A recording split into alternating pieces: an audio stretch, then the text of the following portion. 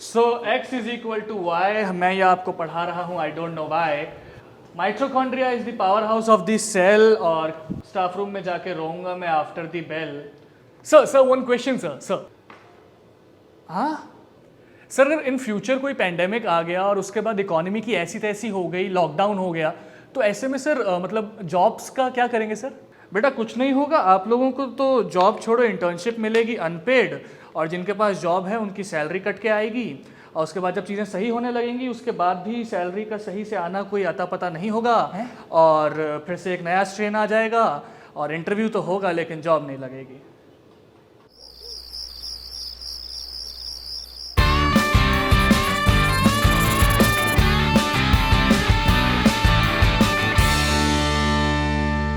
नमस्कार, मेरा नाम है आशीष मिश्रा, ये है एशिया वेल हिंदी। शो का नाम है फर्स्ट फ्रेशर, और आज मैं आपको बताने वाला हूँ बैच 2020 और साथ ही साथ 2021 के स्टूडेंट्स का जो दुख है कि उनको ना कॉलेज ग्रेजुएट का दर्जा मिल रहा है, ना फ्रेशर का दर्जा मिल रहा है। हम क्या करें, उनकी ये हालत है। तो आज हम बात करेंगे इसी मसले पर। और राजेश जी क्या हाल है? और क्या कहेंगे इन बच्चों के लिए, नए बच्चों के लिए? हौसला रखें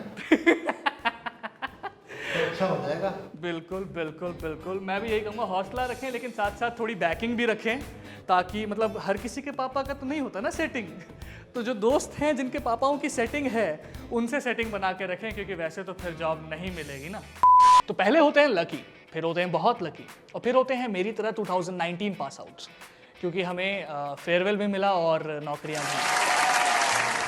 और फिर आते हैं अनलकी, बहुत अनलकी, और उसके बाद 2020 और 2021 वाले बच्चे जिनके पास कुछ नहीं बचा है अब, क्योंकि पेंडेमिक उनका फेयरवेल खा गया और इकोनॉमी में ड्रॉप उनकी नौकरियां खा गई। वो लोग जो कि ग्रेजुएशन के बाद ही जॉब्स में घुसने की कोशिश कर रहे हैं, उनके लिए ये 2 साल बहुत ही मुश्किल रहे हैं, और अभी भी मुश्किल चल रहा है मामला।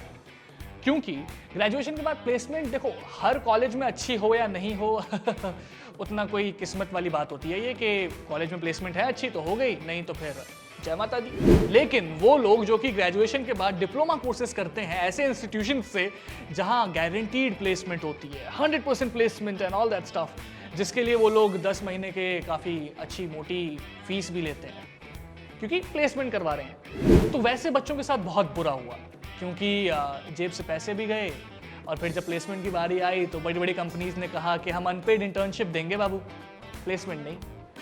और जब कोई इंसान इतना ग्रेजुएशन में 3 लाख और उसके बाद कोर्स में 1.5 लाख फूंक चुका होगा, तो अनपेड इंटर्नशिप तो नहीं करता है। यार कॉफी तो डाल दिया करो चंदन भैया। तो कुछ ऐसा ही हुआ है हमारे जो अभी फ्रेश ग्रेजुएट्स हैं उनके साथ भी। उन्हें डिग्री तो मिली है लेकिन डिग्री के साथ सिर्फ संतावना मिली है कि बेटा जॉब भी मिल जाएगी। और मैं इतना श्योर होकर इसलिए बोल पा रहा हूँ क्योंकि मेरे खुद के दोस्त ऐसे हैं जिन्होंने लाखों इंस्टीट्यूशंस में भरे कि यहाँ से प्लेसमेंट हो जाएगी बहुत अच्छी, हम बड़ी बड़ी एजेंसीज में लग जाएंगे, लेकिन फिर उसके बाद उन्हीं के लग गए।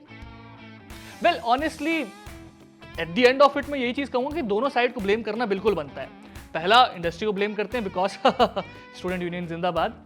तो इंडस्ट्री इसलिए क्योंकि आपको फ्रेशर्स से सारा काम भी निकलवाना है, सारे स्टेशन आपके, सारे रेडियो स्टेशन, सारी ऑर्गेनाइजेशन सब इंटर्न्स और फ्रेशर्स के बलबूते ही चल रही है, क्योंकि बड़े लोग छोटे काम थोड़ी करते हैं, छोटे काम करते हैं हम जैसे छोटे गरीब आदमी। देख रहे हैं ये हायरार्की हर जगह है।